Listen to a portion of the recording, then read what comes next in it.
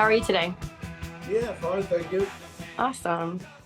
So I know you have an event coming up at Brown County. Do you want to start by introducing yourself and telling everybody about the event? Yeah, hi everyone. John Lodge here. I'm looking forward to it. Awesome. Have you played in Brown County before? No, I haven't. It's they call it Little Nashville because we're Yeah, not yeah, Nashville, Tennessee. We're just Nashville, Indiana. yeah, I know. Let's see. So I know that you are obviously famous for being the bass player and co-songwriter slash co-vocalist, songwriter slash co-vocalist. Is that right? For the Moody Blues? Is that Yeah, right? Is that all right? yeah. How did the Moody Blues get started? How did it come to be? The Moody Blues came to be from, I was, well, it was a long story really, but I had a band from when I was 15 called El Wyatt and the Rebels.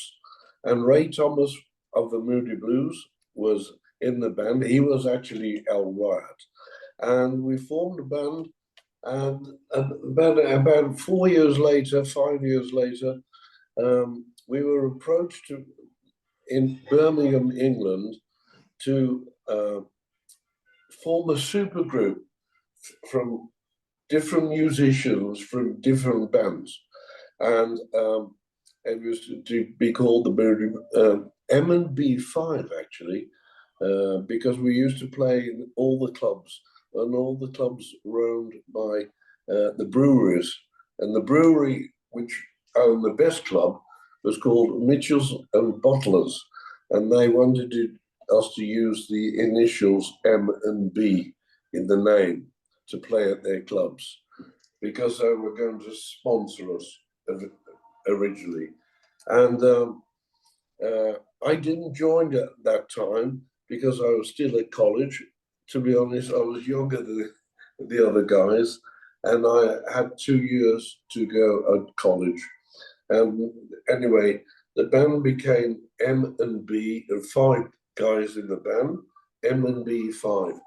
And then the brewery dropped out, decided not to sponsor as usual, but we kept the name, and we changed the name from M&B5, used the same initials, we called it Moody Blues.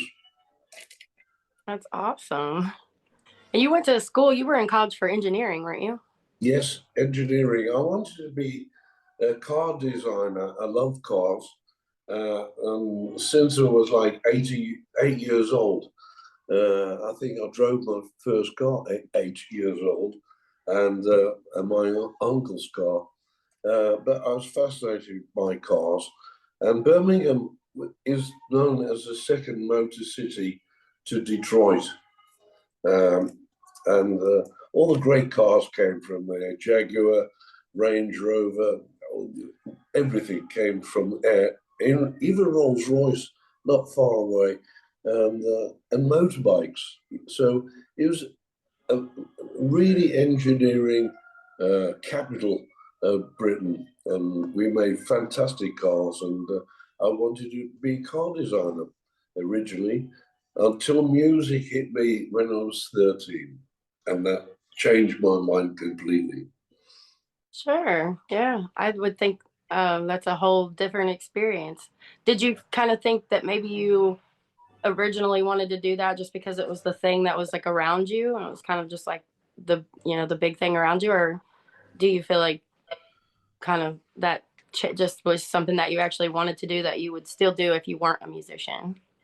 Well, being a car designer or music, no, I think music allowed me to buy the cars I wanted, to be You can honest. design a car now. Yeah, so, uh, you no, music was when I found music, it was my total love, and it still is today. 24 hours a day. There's something fantastic about music. And you are going to be doing an entire album all the way through at this show that you're doing in Brown County? Yeah, our first album was called Days of Future Past. And I went back into the rehearsal studios with my guys and said, hey, can we do Days of Future Past live? I know it's going to be tricky. Uh, and But the one thing that I wanted, the on Days of Future Past, we've got poetry written by our late drummer, Graham Edge. And I went to see Graham and said, Graham, would you record your poetry for me? And if you will, always have a place on stage with me.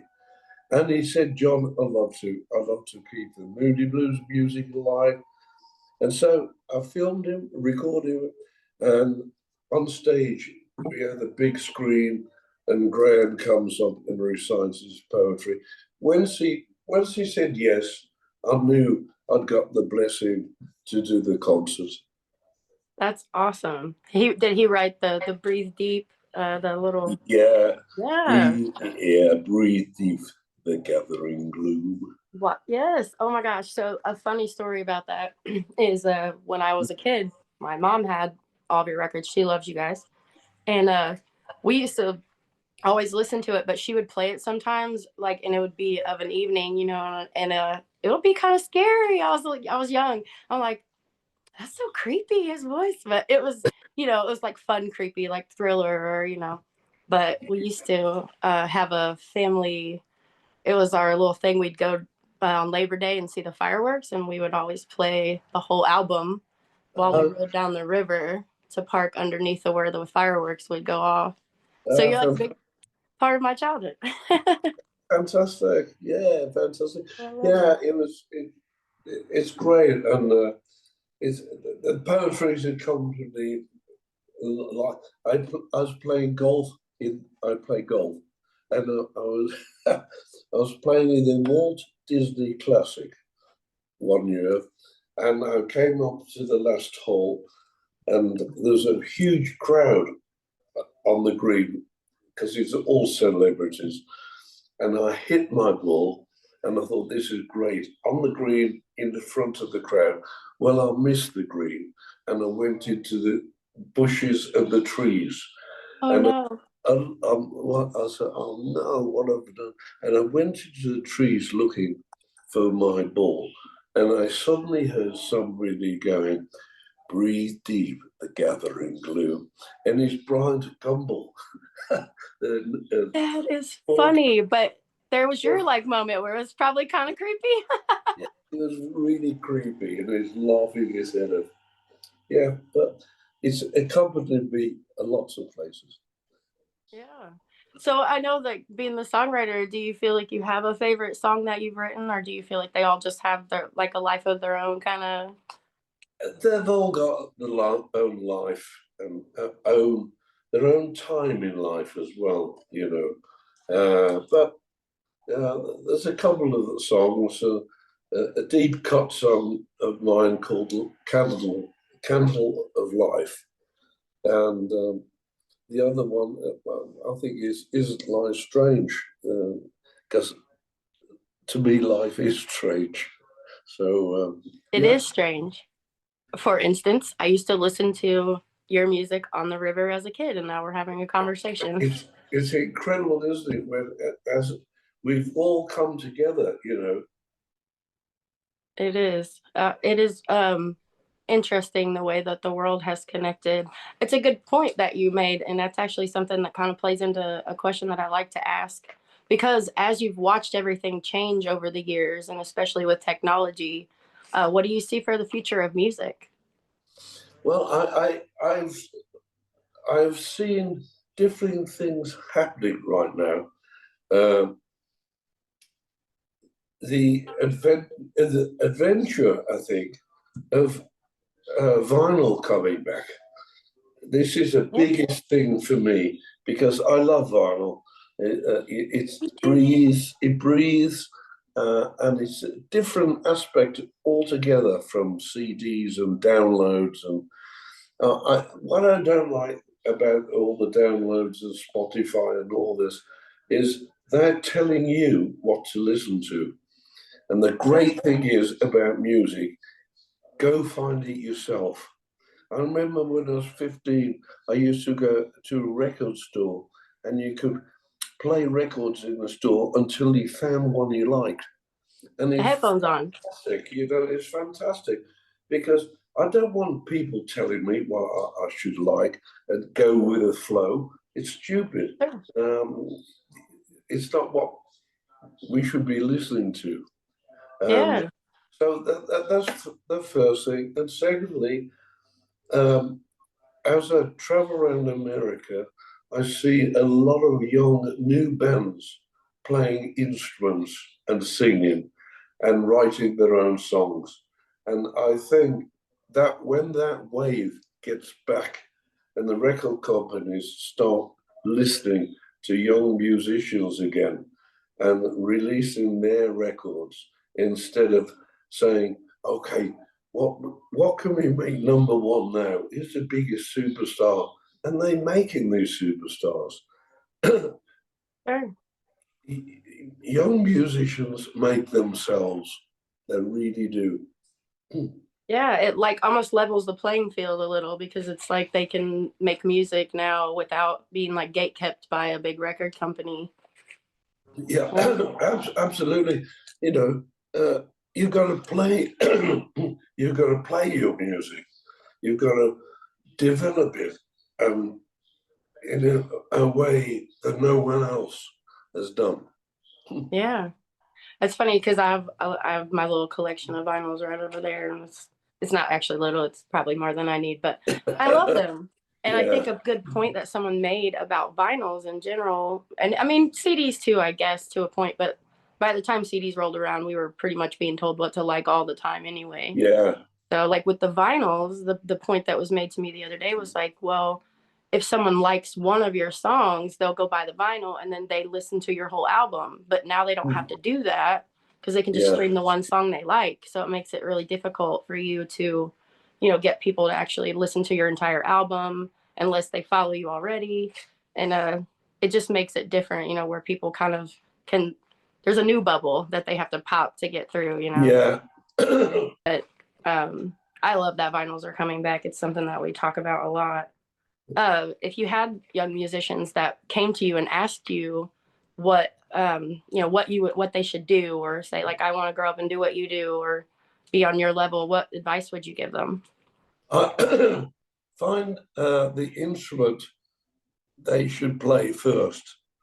A lot of like moms and dads come to me and say, we're teaching my son, my daughter to play piano. And I say, why? Do they want to play piano? Have you actually asked them what instrument they should play if they want to play an instrument? And my always say to people, play a record, let your son or daughter listen to the record, and afterwards say to them, what did you hear? And some will say, I heard the drums.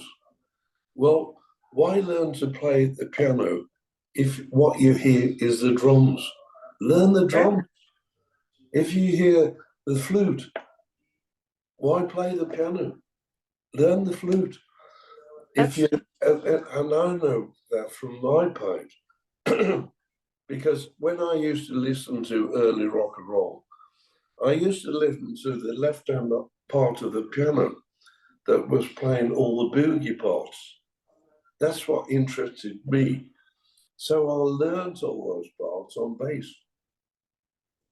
that's cool. And the future's gone then. You're going away then.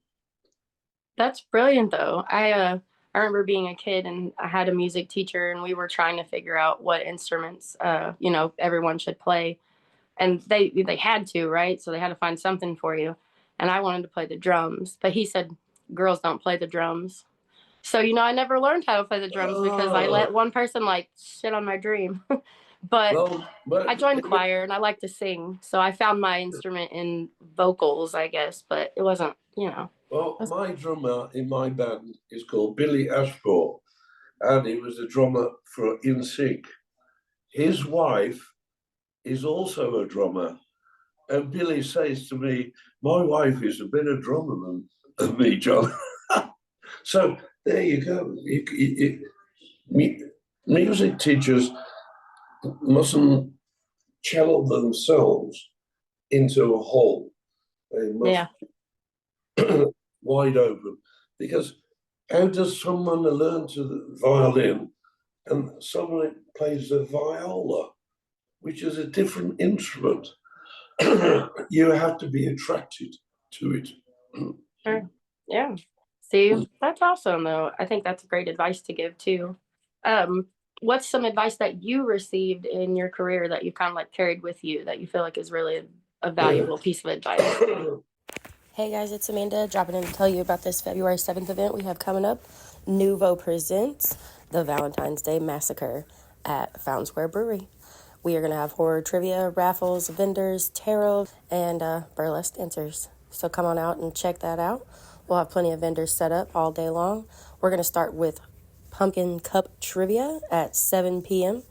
And then we will have raffles. And after that, we will have Johnny Crash as our entertainment for the evening. So go on and come out and check everything out. We're really excited to have you. We hope you'll make it. We have awesome vendors like Killer Bacon. We have some artists. We have Devil Doll 666, Gorgeous Creations. We have an apothecary. We have our tarot reader. We have artesian skincare. We have all kinds of things. Anything you could think of for your spooky someone. And it's all sponsored by Cinema Scares, Skyline Drive-In, Terror in the Isles, Mr. Dabs, Hubbard and Craven's Coffee and Tea. Kevin is our local artist. He is amazing. We also have Sid Hughes Cult Reviews and, of course, Gorgeous Art and Photography. So come check it out, guys. Do a little bit of shopping, catch a burlesque show, maybe get your cards read. Who knows? Just have a day. Get you a beer. We'll see you there. Be yourself. Actually, be yourself. When I listen to a song, I don't try and think, what would someone else do with this song? I think, what should I do with the song?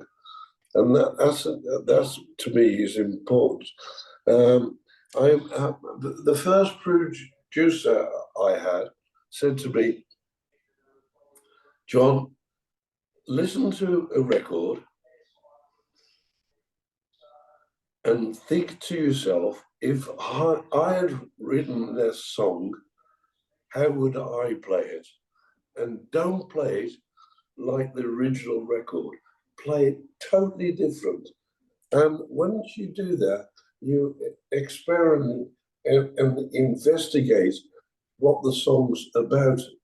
And then you can adapt your bass or drums or flute or guitar to how you want to perform that song differently.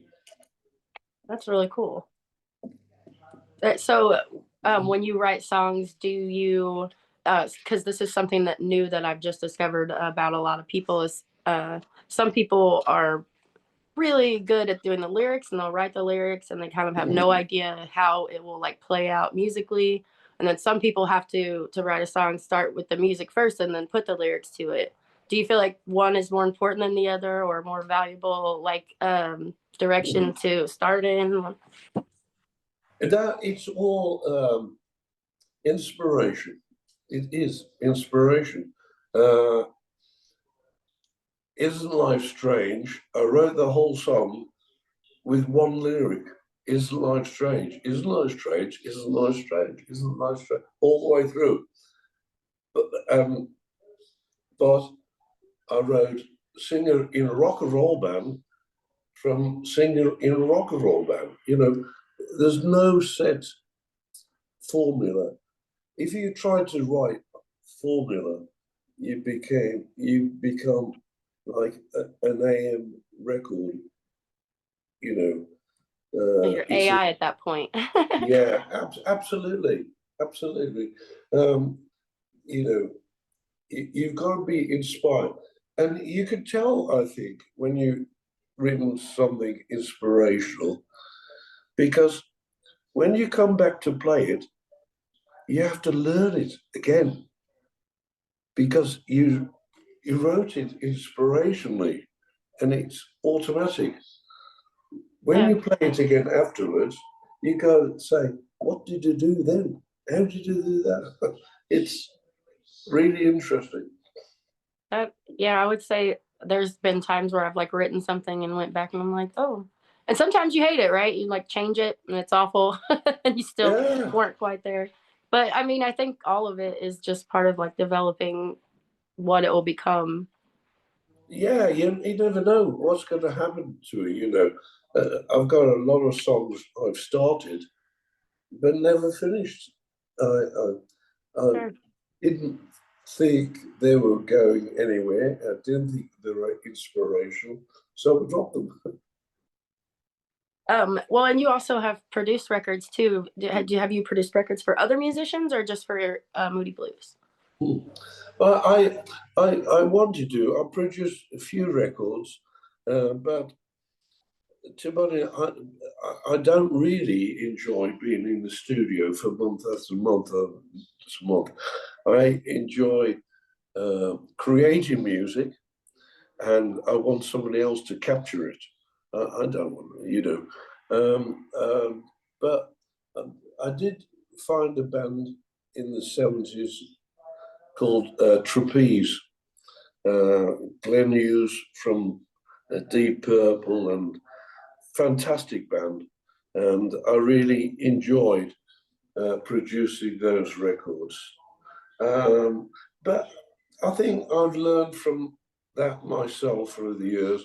Um, the records I've made in the last 6, 7 years, I've all either produced myself or produced with my um, musical director, Alan Hewitt, or I produced with John Davison, the singer from Yes. And I enjoy that because I can control what my songs are about, you know, really are about. In COVID, I built a studio because we were all locked down, and I wrote a song called "In These Crazy Times," which I recorded everything on GarageBand, recorded the whole song, and then the vocals, drums, keyboards, bass, singing, and I got my son to play lead guitar and my wife to sing backing vocals. Great fun. That's awesome though. You do you have you always enjoyed making music with them as well? Is it something Uh, that that you that's just come about since COVID. I realised why my wife, when she hears me play a song, she knows what the song is, and she's got a pitch perfect voice, so it's great. that's awesome. And your son, is he a musician or does he was he just doing it for fun? No, he plays great guitar, but he doesn't want to be a musician. I don't know why. Well, yeah, not everything's not for what does he want to be? Well, play on his boat.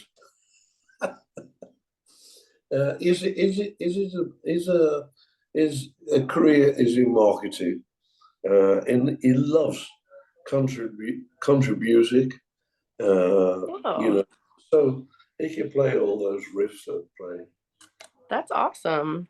I love country, well, like old country music. Yeah, old country. It was recently I got to interview Jesse Dayton. I'm not sure if you're familiar with him, but he worked with Shooter Jennings, and they were talking about how they went back and um, made their last album, with the whole band in the studio all at once, no tracks laid over each other, nothing, just raw recording. And Great. I feel like there's an appreciation for that, and it seems like it's coming back. How do you feel about making music like that versus like laying the track, having to lay tracks over each other? Yeah, if you've got a great band and you can get them all together all a while, it is great. But I found out over all the years of recording, uh, sometimes one of the guys will go in the studio, or one of the girls, and not be in the mood for it. And they got to do something because you're in the studio. And what they Sure. do is probably not the It's creative, expensive to waste time. that may not be what they wanted to do.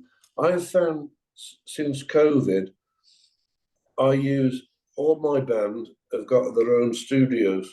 So I do the basic thing, and I send it to them, or Alan Hewlett, my keyboard musical director, will make the basic track.